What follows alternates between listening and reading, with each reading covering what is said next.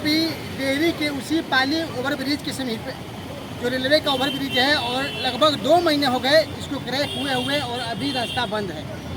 कई सामाजिक संगठन कार्यकर्ता इसको आवाज़ उठाए हुए हैं, लेकिन एक ऐसा शख्स का नाम है शिव गांधी जो अकेले ही सड़कों पर निकल पड़ता है और वो देखता नहीं है कि हमारे पीछे कितने व्यक्ति हैं। चाहे वो डेयरी को जिला बनाने की बातें हो, चाहे डेयरी में अतिक्रमण की बातें हो, या तमाम तरह की डेयरी की जो भी परेशानियाँ होती हैं, एक शिव गांधी ऐसा व्यक्ति है जो अकेले ही सड़कों पर निकल पड़ा है।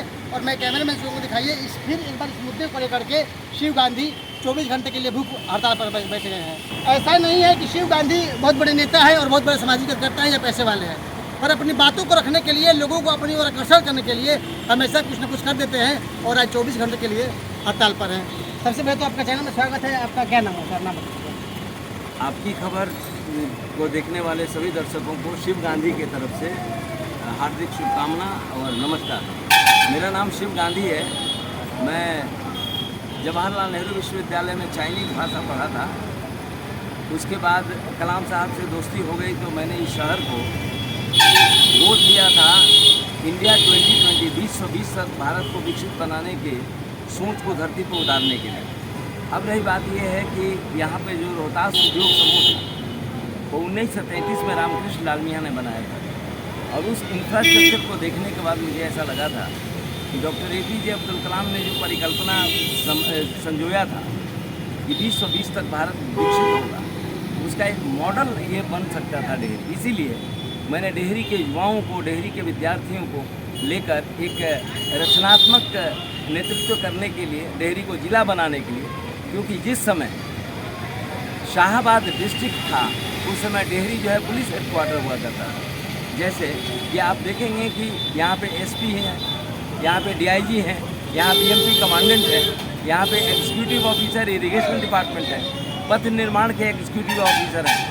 तो मेरे कहने का मतलब इतना बढ़िया इंफ्रास्ट्रक्चर और इतने अच्छे अच्छे पदाधिकारी जिस शहर में हो, केवल एक DM के नहीं होने की वजह से, हालांकि DM भी मिल जाते, लेकिन जगजीवन राम का पलड़ा भारी हो गया था और अब्दुल कयूम अंसारी जो है थोड़ा हल्के पड़ गए। तो सत्ता में जो रहता है वो अपने तरफ, तो जगजीवन राम ने अपने कंस्टिट्यूंसी के तरफ, सासाराम की तरफ DM को लेकर चले गए, इसीलिए DM का मुख्यालय। तो आप जगजीवन राम APJ अब्दुल कलाम के सपनों का भारत का समय बनाना चाहते हैं? ऐसा है कि मैं 1997 में यहाँ पे आया। अब 15 अगस्त 1997 में मैंने उस प्रोजेक्ट को शुरू किया था इंडिया 2020। तो एक स्लोगन दिया था कि चलो मिलकर हम स्वयं करें नए भारत का नव निर्माण, नई डिहरी नया बिहार बने विकसित भारत की प्रथम पहचान। इतना बढ़िया शहर, एक तरफ नदी है, एक तरफ नहर है, एक तरफ पहाड़ है, एक तरफ रोहतास उद्योग समूह है।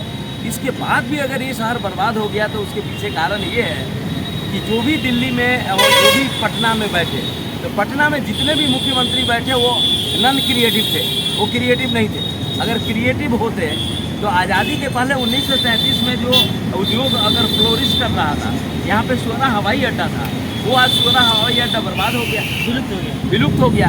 तो मैं आपको बताता हूँ, जब नीलाम हो रहा था तो कंपनी, क्योंकि कंपनी लिक्विडेशन में थी, अब नीलाम हो रहा था, तो ये रमेश दत्ता की अदालत में मैं पहुँचकर और उस परिसर को मैंने बचाया और बियाडा को दिलवाया। लेकिन यहाँ पे मुख्यमंत्री नीतीश कुमार जो 5 साल बहुत ही क्रिएटिव रहे, 2005 से लेकर 10 तक, 2010 के बाद वो केवल कुर्सी बचाने में अपना समय गंवा दिए। और सबसे बड़ी बात ये है कि आज देखिएगा कि 23 तारीख को पटना में सारे लोग जुटे हुए थे इस बात के लिए कि भाई कौन बनेगा अगला प्रधानमंत्री, और 24 का किसके नेतृत्व में हम लोग चुनाव लड़ेंगे। जैसे ऑपोजिशन था, BBC ने हमारे स्टेटमेंट को कवर किया था। मेरा ये कहना है कि जिस बिहार ने स्वतंत्र भारत को पहला राष्ट्रपति दिया, 75 वर्ष में हम एक प्रधानमंत्री नहीं दे पाए, तो बिहार के युवाओं को, बिहार के लोगों को सोचने की ज़रूरत है। 14 करोड़ की आबादी है। जैसे कि अभी देख सकते हैं कि जहाँ हम लोग बैठे हैं, जिस बात के लिए मैं क्या बताऊँ, यहाँ पे हर एक चीज़ के लिए आंदोलन करना पड़ रहा है, इसलिए कि हम जो MP चुनते हैं, MLA चुनते हैं, वो बिल्कुल नॉन क्रिएटिव है। सबसे बड़ी बात यह है कि हम देखते नहीं हैं, पार्टी तंत्र है, पैसा तंत्र है, यहाँ पे जनतंत्र नहीं है, लोकतंत्र नहीं है। और जितनी भी पार्टियाँ अगर टिकट देती है वो पैसा लेकर देती है और जाति के आधार पर देती है। मुझे ऐसा लगता है कि अगर लोकतंत्र होता, जनतंत्र होता, तो पढ़े लिखे लोगों को अगर पॉलिटिक्स में, जैसा कि कलाम साहब ने कहा था कि पढ़े लिखे लोगों को पॉलिटिक्स में आना चाहिए, तो मुझे ऐसा लगता है कि जब तक एक IAS पढ़ा लिखा होता है, IPS पढ़ा लिखा होता है, उसके बाद जितने भी इंजीनियर होते हैं वो सब पढ़े लिखे होते हैं, लेकिन जो जन जन का प्रतिनिधि है, जिसको लीड करना है, सारे समस्याओं को उठाना है, उसका क्वालिटी नहीं देखा जाता, उसका क्वालिफिकेशन नहीं देखा जाता, तो संविधान में भी गड़बड़ी है। तो मुझे ऐसा लगता है कि नहीं, पढ़े लिखे लोगों को ही आना चाहिए और नेता बनना चाहिए, क्योंकि सबसे बड़ी बात है कि हमको हैंडल करना है आईएएस से, हमको हैंडल करना है आईपीएस जैसे से। कि आप शिक्षा को पहले आप देते हैं, तरजीह देते हैं। चलिए बातें हो गई। और आप हमेशा से डेयरी को मुद्दा में रखते हैं, हमेशा जिला बनाने का हो या जाम की समस्या हो, आपने स्कूल के पहले भी मुद्दा उठाया था और आज क्या करने का भूख पर बैठ गया? मैं सबसे बड़ी बात ये है कि देखिए, यहाँ पर जो डीआरएम है, अभी मैंने एमएलए, एमपी और जीएम से बात किया। 7 जुलाई को जीएम आए थे यहाँ सोननगर में, प्रधानमंत्री का एक प्रोग्राम था। मेरा ये कहना है कि इन लोगों ने क्या किया कि जो देहरी का धड़कन था, ये पाली मकराइन ओवरब्रिज, इस ओवरब्रिज, इस धड़कन को इन लोगों ने रोक दिया है। जैसा कि ये इन्होंने दीवार खड़ा कर दिया। और सबसे बड़ी बात ये है कि इतनी जनता, लाखों आदमी इधर से गुजरता था, हजारों आदमी इस पुल से गुजरता था, वो कहाँ से जा रहे हैं, कैसे जा रहे हैं, उनकी स्थिति क्या है, इसको देखने के लिए ना यहाँ पे डीएम, ना यहाँ का एसडीएम, ना यहाँ का एसपी, ना यहाँ का एसएसपी, ना रेलवे प्रशासन का कोई भी पदाधिकारी ये नहीं देख रहा है कि आखिर हमारी जनता जब मेन रोड खत्म हो गई, ये मेरा ओवर ब्रिज अगर खत्म हो गया है, ताकि जनता जा किधर से रही है। सवाल ये है कि आपके बगल में डेयरी विधायक है, सांसद हैं, तो सवाल सड़कों तक, सदन तक वो क्या उठा रहे हैं, आप क्यों उठा रहे हैं? सबसे बड़ी बात है, मैंने बोला ना कि सबसे बड़ी बात है कि ये लोग समझते ही नहीं है कि पब्लिक ने इन लोगों को चुना है। ये पार्टी के प्रतिनिधि हैं, जनप्रतिनिधि नहीं है। पार्टी अगर टिकट नहीं दे तो ये लोग मुखिया नहीं बन सकते। इतना परेशान है और लोगों को ऐसा तैयार किया गया है कि लोग बिना लिए हुए कुछ दे नहीं रहे। और वोट का जहाँ तक सवाल है, तो मेरा ये कहना है कि देखिए, ये लोग क्यों नहीं उठा रहे हैं इन जन समस्याओं को, क्योंकि इनको लगता है कि पब्लिक काम से वोट नहीं देती है, वो जाति के आधार पर दे देती है। और जब चुनाव होता है उसी समय कुछ बांट देंगे और उसके बाद हम अपना ये करेंगे।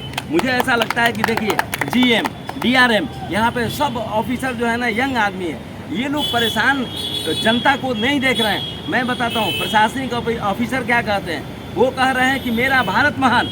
अब पब्लिक कहता है कि मेरा भारत परेशान, तो पब्लिक के अनुसार है मेरा भारत परेशान, और ये प्रशासन के तरफ से है मेरा भारत महान। तो मुझे ऐसा लगता है कि परेशानी अगर देखना है तो मैं अपना खबर के माध्यम से मैं कहना चाहता हूं कि इस वीडियो को जितना हो सके शेयर कीजिए। लेकिन एक चीज़ है कि आप जब गुजरे सोन के किनारे से तो आप देख लीजिए कि जनता कितना परेशान हो गया। और हजारों युवा आते हैं इस शहर में पढ़ने के लिए, और वो युवा रेलवे ट्रैक पार करके एक दिन एक लेडीज़ का वो प्रेग्नेंट थी और उसका बच्चा उसी ट्रैक पे हो गया। मुझे ऐसा लगता है, आप देख सकते हैं वहाँ पे पुलिस वाले भी ट्रैक पर पार करवा रहे हैं। एक हमारा पोस्टर है। मेरा ये कहना है कि संवेदनहीन हो गया है ये प्रशासनिक पदाधिकारी, और सारे लोगों को जगने की ज़रूरत है। अगर आप कहते हैं कि democracy is the government of the people, for the people, by the people, अगर जनता के लिए, जनता के द्वारा और जनता का अगर ये शासन अगर डेमोक्रेसी है, तो जनता के परेशानी में आप शामिल होइए और उसके बाद अगर सहभागिता निभाइए। मुझे ऐसा लगता है कि जनता परेशान है और ये प्रशासनिक ऑफिसर बहुत ही अपने मज़े में रह रहे हैं, और इसलिए रह रहे हैं कि हमारा मुख्यमंत्री होश में नहीं है। और मुख्यमंत्री इसलिए होश में नहीं है कि इस जब पुल बना था तो ये उसी समय बिगड़ा हुआ था, उसी समय ये गिर गया था। ये पुल बना भी और पुल बिगड़ा भी, आपका भूख हड़ताल कब तक चलेगा? मेरा भूख हड़ताल आज शाम तक है, क्योंकि 2 दिवसीय ये भूख हड़ताल था, एक संवेदना के लिए था। हम चाहते हैं जगाने के लिए, लोगों को जगाने और अपने को कष्ट देकर और लोगों में एकता लाने के लिए, लोगों को संवेदनशील बनाने के लिए प्रशासनिक पदाधिकारियों को, सारे प्रशासनिक पदाधिकारी यहाँ आए हुए थे। तो हमें ऐसा लगता है कि देखिए, क्या करेगा प्यार वह भगवान को, क्या करेगा प्यार वह ईमान को, जो जन्म लेकर गोद में इंसान की वह प्यार न कर पाया इंसान को। जो इंसान के सुख दुख में नहीं है वो किसी के लिए नहीं हो सकता है। अब ये बैठे थे कोई अधिकारी वगैरह DA वगैरह से बात को? ऐसा है कि यहाँ पे राजीव रंजन हमारे पुलिस पदाधिकारी है, वो आए थे और एसडीएम से बातचीत हुआ था। एसडीएम के पास लोगों ने बहुत से ग्रुप गया था वहाँ पे। अब उन लोगों ने, हमें लगता है कि शाम में लोग आएंगे या नहीं, तो हम इस मोहल्ले के सारे बच्चों को बुलाएंगे, क्योंकि बच्चे हमारे VVIP हैं। वो उनके अंदर में उनमें हमारा भविष्य दिखता है। तो हम उन्हीं बच्चों को बुलाएंगे और उन्हीं के द्वारा हम अपना भूख हड़ताल ख़त्म करेंगे। क्योंकि गैर जिम्मेवार पदाधिकारियों के साथ भूख हड़ताल ख़त्म करने से अच्छा है कि मैं अपने भविष्य के साथ, बच्चों के साथ और महिलाओं के साथ मैं ये काम करूँगा। और हम चाह रहे हैं कि लड़ाई लड़ते रहेंगे डेहरी में? ऐसा है कि देखिए, डेहरी से अब शुरुआत कर रहे हैं, हम जा रहे हैं युवाओं के लिए एक पॉलिटिकल पार्टी बनाने, जो योग्यता के आधार पर पार्टी होगी। क्योंकि हम कह के आए हैं, बीबीसी ने कवर किया था, मैंने बोला था कि 2014 में मैं मोदी जी के खिलाफ लड़ा था, इस बार भी मैं लड़ने जा रहा हूँ। क्योंकि युवाओं का अपना पार्टी नहीं होगा तो पॉलिटिक्स नहीं होगा। आप पे इतना हिम्मत कैसे रहता है कि मोदी जी के खिलाफ लड़के? देखिए, सबसे बड़ी बात है कि हिम्मत एजुकेशन से आता है, हिम्मत काम करने से आता है। और सबसे बड़ी बात यह है कि हिम्मत ही तो है, हिम्मत मर्दा मदद खुदा। कहाँ से लड़ते हैं? हम बनारस से लड़े थे 2014 में मोदी जी के खिलाफ और अरविंद केजरीवाल के खिलाफ। क्योंकि मुझे ऐसा लगता है कि देखिए, प्रशासन और ये इलेक्शन कमीशन के पास केवल एक और मीडिया होता उसका तो बहुत कुछ अंतर हो सकता था, लेकिन मीडिया था नहीं। और हम कोशिश करेंगे इस बार युवाओं का एक पार्टी बनाएंगे और पार्टी बनाकर काराकाट विधानसभा लोकसभा क्षेत्र से मैं 2024 में लड़ूंगा और पीएम के उम्मीदवार के रूप में लड़ूंगा। सांसद के रूप में नहीं? मैं सांसद के रूप में नहीं लड़ूंगा, पीएम के रूप में। क्योंकि देखिए, पीएम का मतलब होता है पाली और मकराइन, और पीएमओ का मतलब होता है पाली मकराइन ओवरब्रिज। तो मुझे ऐसा लगता है कि हमारा जो पीएमओ है एक मोदी जी का पीएमओ है। हमारा 2 गांव को हमने गोद लिया है, एक पाली और मकराइन को, और इस मकराइन और पाली को मैं 100% लिटरेट बना के युवाओं को चांस दूंगा, इसके लिए पार्टी बनाऊंगा। हम बात कर रहे थे शिव गांधी जी से, और देखिए काफ़ी साफ सुथरा है और पढ़े लिखे शिक्षित है। आपने कई बार इनमें ये योग्यता देखी होगी, जो पढ़ लिख करके बात करते हैं, जो पीएमओ को बात बता दी है और पीएम का भी बात बता दी है। तो शुभकामना है इनको, ऐसा ही लड़ाई लड़ते रहे और डेयरी में अपना जो सेवाएं देते रहे, और ऐसे ही तमाम खबरों के लिए हमें साथ बने रहें। तब तक दीजिए इजाज़त। नमस्कार, जय हिंद, जय भारत।